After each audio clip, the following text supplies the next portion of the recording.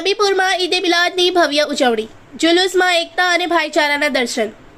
ભરૂચ જિલ્લાના નબીપુર ગામમાં ઇસ્લામ ધર્મના પૈગંબર હઝરત મોહમ્મદ સાહેબના જન્મદિવસ નિમિત્તે ઈદે મિલાદની ભવ્ય ઉજવણી કરવામાં આવી હતી।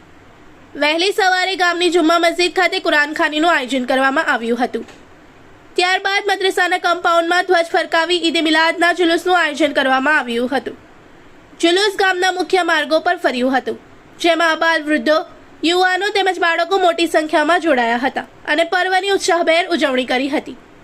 જુલુસ બાદ ગામની ભાગોળે સમસ્ત ગામ તરફથી નિયાઝનું આયોજન કરવામાં આવ્યું હતું, જેમાં મોટી સંખ્યામાં લોકોએ નિયાઝનો લાહવો માણ્યો હતો।